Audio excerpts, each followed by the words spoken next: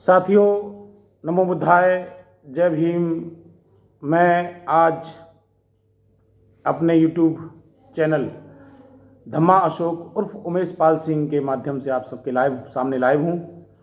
और मैं इस समय अगर इस मंच से आया हूँ तो इसकी एक बहुत बड़ी वजह है कि बाबा साहब के समाज पर एक बहुत बड़ी मुसीबत इस समय आई हुई है। और ये मुसीबत उस बात की ओर इंगित करती है जब बाबा साहब ने पूना पैक्ट के बाद आंसुओं के साथ यह कहा था कि मेरे बच्चों, मैंने मजबूरी में एक बहुत बड़ी गलती कर दी है, ये पूना पैक्ट करके भविष्य में मेरी इस गलती को सुधार लेना। लेकिन समाज ने बाबा साहब की इस बात पर कोई ध्यान नहीं दिया और आज वो बात बाबा साहब की सही साबित हो रही है। क्योंकि कल जो फैसला माननीय सुप्रीम कोर्ट का आया है, जो 7 जजों की बेंच ने दिया है, तो अगर हम पहले उन 7 जजों के बारे में बात कर लें तो ज़्यादा बेहतर रहेगा कि आखिर वो 7 जज कौन हैं जो इन SC ST के फैसलों को कर रहे हैं। उन 7 जजों का नाम भी तो आपको जाना चाहिए ना कि आखिर वो 7 जज कौन से हैं। तो वो 7 जज हैं justice DY Chandrachud, justice Bikram Nath, justice Pankaj Mithan, justice Manoj Mishra, justice Satish Chandra Sharma, justice VR Gavai और जस्टिस बेला M त्रिवेदी। इन 7 जजों में से साथियों 6 जज जनरल कैटेगरी के हैं और 1 जज SC कैटेगरी के हैं जो VR गवई साहब हैं। अब जो फैसला आया है वो 7-1 से आया है, जिसमें जस्ट बेला M त्रिवेदी जिन्होंने कहा कि पहले तो उस फैसले के बारे में सुन लें कि वो फैसला क्या आया है। वो फैसला ये आया है कि अब अनुसूचित जाति जनजातियों को मिलने वाले आरक्षण का वर्गीकरण किया जाएगा। वर्गीकरण का मतलब यह है कि भारत में 22.5% आरक्षण SC ST के लिए निर्धारित है, जिसमें 15% SC के लिए और 7.5% ST के लिए।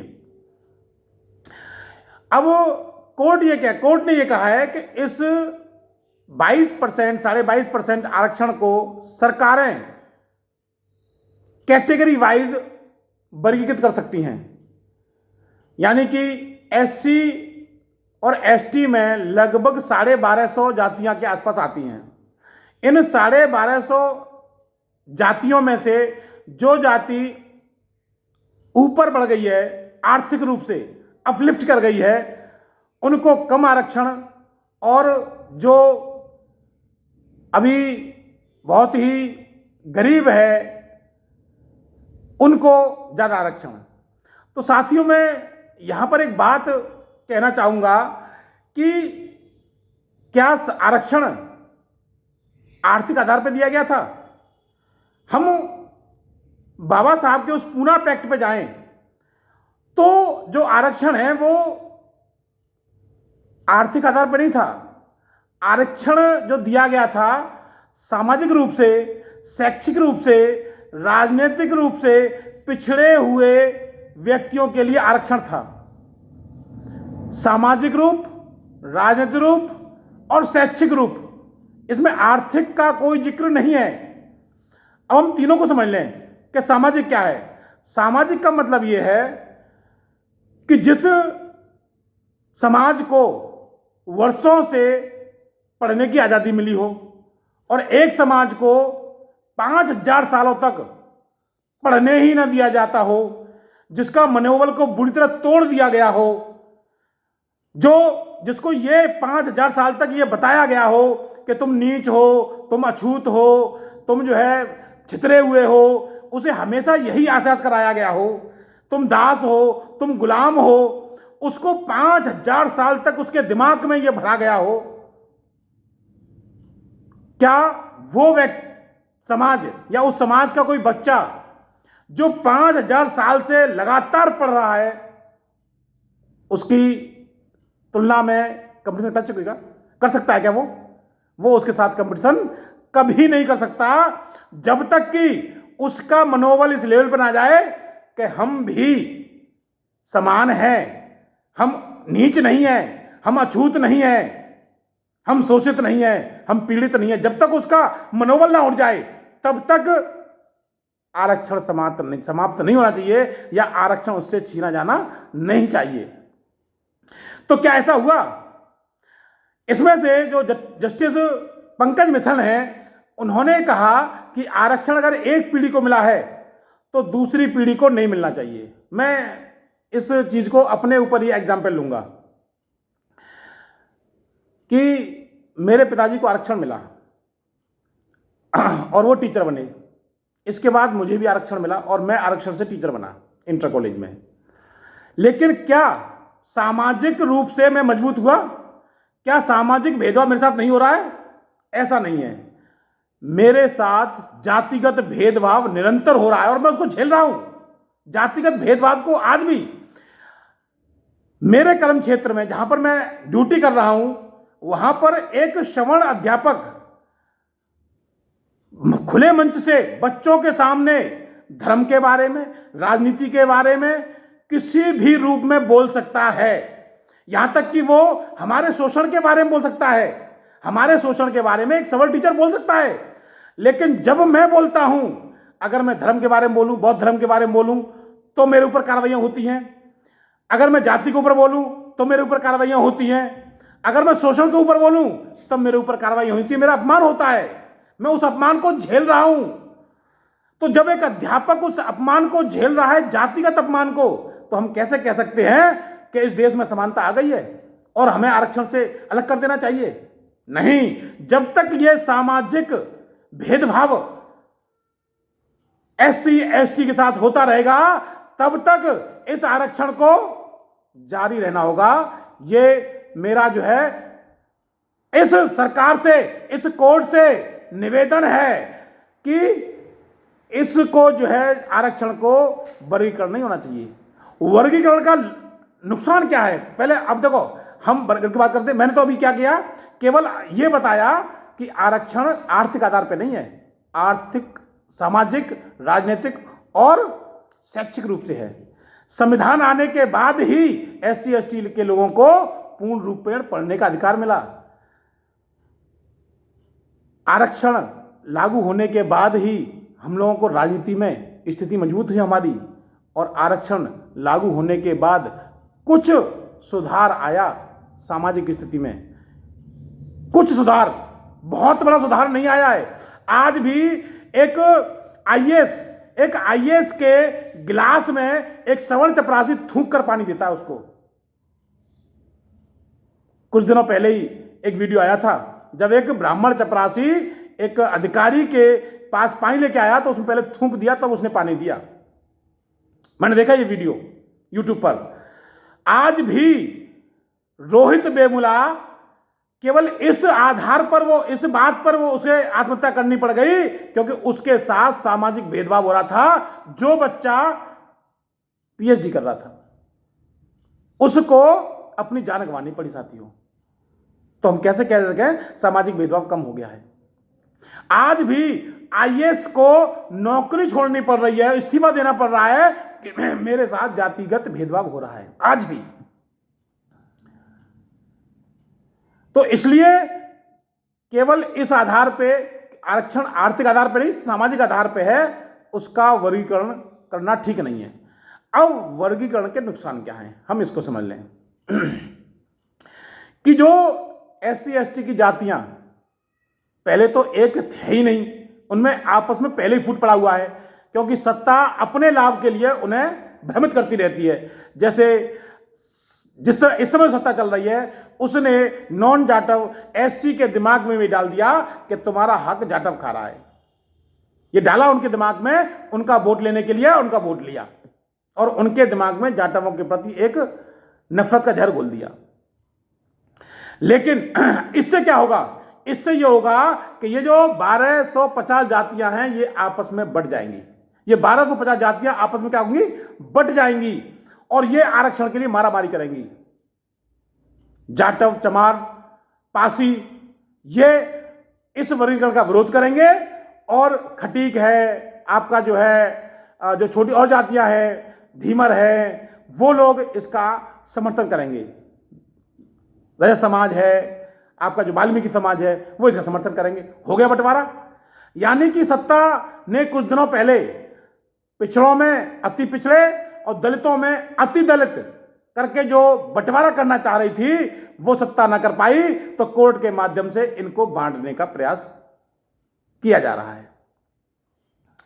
ये एक बहुत बड़ा कुठारघात है हम लोगों के ऊपर और इस कुठारघात का विरोध होना चाहिए। मैं एक जागरूक नागरिक होने के नाते, और क्योंकि मैंने संविधान को पढ़ा है, मैंने ऐसे ही नहीं इसको वीडियो को बना रहा हूं, मैंने संविधान को पढ़ा है। संविधान के जो क्या नाम है, आर्टिकल 341 का सीधे सीधे विरोध हो रहा है। संविधान के आर्टिकल 341 का विरोध हो रहा है कोर्ट के इस फैसले से, जिसको जस्टिस बेला एम त्रिवेदी जी ने भी कहा है।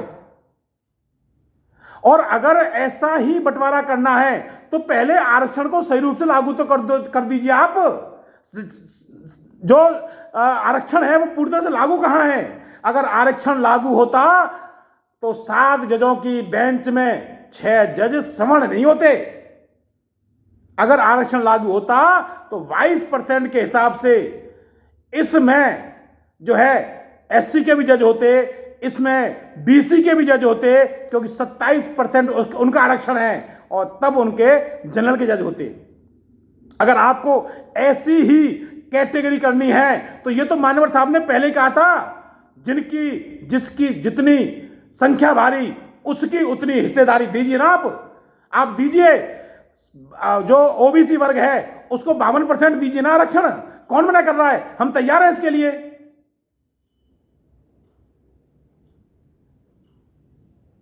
संख्या के हिसाब से आरक्षण के लिए हम तैयार हैं, ये समाज तैयार है और समय पर उठाता रहता है। हमारे नेता इस बात को उठाते हैं कि हम लोग संख्या के हिसाब से आरक्षण दीजिए। आप कोई मना नहीं कर रहा है इस बात को, लेकिन किन के लिए?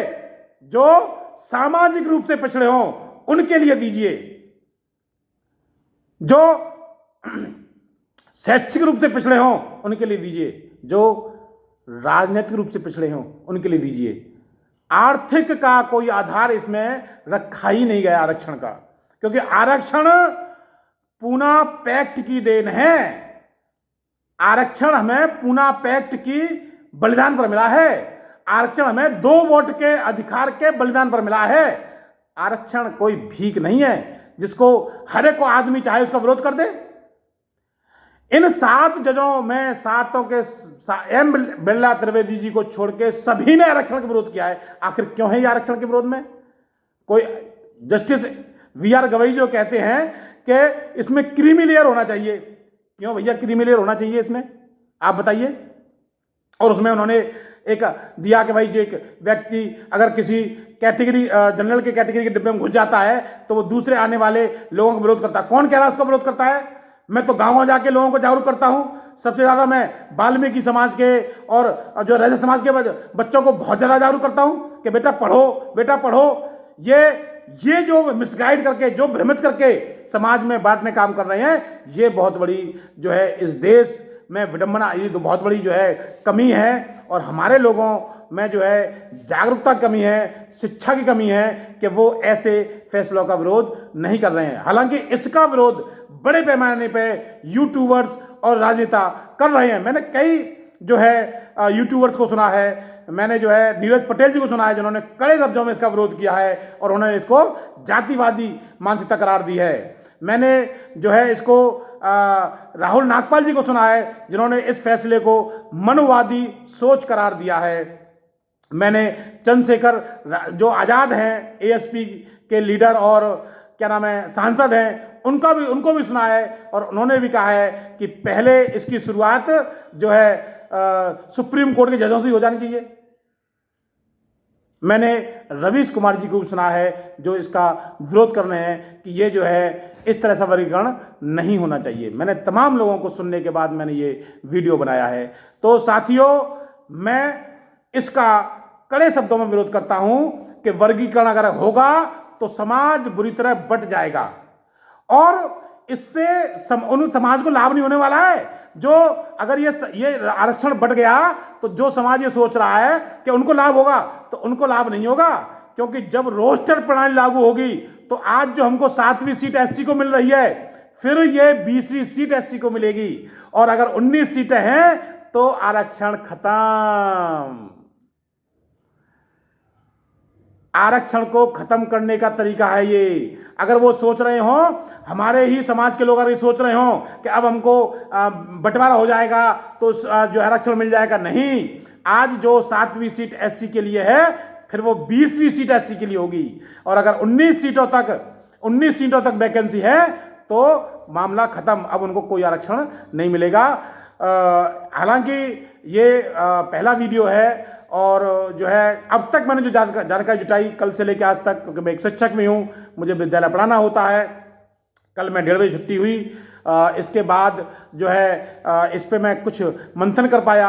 आज मैंने इस पर छुट्टी के बाद फिर पढ़ा, यूट्यूबर्स को सुना, न्यूज़ में पढ़ा और जिनके जो ब्लॉग्स हैं उनको देखा, जो जिन्होंने ट्वीट किए उन ट्वीट्स को देखा, कुछ राजनेताओं को भी सुना मैंने, जैसे कि आपके जो बिहार के जो नेता हैं आरजेडी के, उन्होंने स्पष्ट कहा कि जो है ये क्या नाम है, वर्गीकरण एससी एसटी के आरक्षण में नहीं होना चाहिए, क्योंकि ये जो है पूना पैक्ट के खिलाफ है। ये पूना पैक्ट में मिला हुआ है। 1932 में जो पूना पैक्ट हुआ था उसमें ये आरक्षण है, तो इसमें बंटवारा नहीं होना चाहिए। खैर, जानकारी और भी जुटाएंगे और इसमें और आपको जानकारी देंगे। आज मैं यहीं तक आपसे जो है यहीं तक इस बात को रखूँगा और मैं उन सभी लोगों से जो एससी एसटी के लोग हैं उनसे निवेदन करूँगा कि इस आदेश का कड़े तौर पर आप जिस भी क्षेत्र से, चाहे सोशल मीडिया के माध्यम से या गांव-गांव, गली-गली, नुक्कड़-नुक्कड़ जाकर लोगों को समझाकर इसका विरोध कीजिए। आप फेसबुक, इंस्टाग्राम, ट्विटर, यूट्यूब, जहाँ से भी लिंक हैं वहाँ पर इसका विरोध कीजिए। ये फैसला एससी एसटी के लिए कतई सही नहीं है। इसमें हमारा बंटवारा होगा, इसमें हमारा आरक्षण खत्म होगा। ये आरक्षण को खत्म करने की एक प्रवृत्ति है और मैं उन लोगों से भी कहूँगा जो संविधान को हाथ में लेके संसद में घुसे थे, आज उन लोगों को सड़क पे आ जाना चाहिए और इसका विरोध करना चाहिए, क्योंकि ये संविधान पर हमला है। संविधान 341 के विरोध में आया हुआ फैसला है, आर्टिकल 341 के विरोध में आया हुआ फैसला है। तो आप सभी लोगों को मैं अब जो आपके जो है अखिलेश यादव जी हैं, मैं राहुल गांधी जी जो संविधान बचाओ का नारा दे रहे थे, उनके जो है पार्टी ने सबसे पहले तेलंगाना में इसका समर्थन कर दिया है। ये बहुत दुखद की बात है। ये बहुत ही दुखद है कि उनको तुरंत तेलंगाना सरकार से बात करनी चाहिए। आखिर कैसे उन्होंने जो है या फिर राहुल गांधी जी की उसमें मूक सहमति है। इन सब पहलुओं पर विचार करना चाहिए। आप संविधान बचाने की बात कर रहे थे और संविधान पे हमला शुरू हो गया है। अब आपको देखना है कि संविधान कैसे बचाना है। अब आपके हाथों में है कि संविधान कैसे बचाना है। इन्हीं सब बातों के साथ मेरे इस YouTube जो है चैनल पे आप को जानकारी जो मिली है या मैंने जो भी बताया है उससे आप कितने सहमत हैं, कमेंट कीजिए। इस वीडियो को जितना ज़्यादा हो सके शेयर कीजिए। इन्हीं सब बातों के साथ नमो बुद्धाय, जय भीम। आप सभी का मंगल हो, आप सभी कल्याण हो। नमो बुद्धाय साथियों।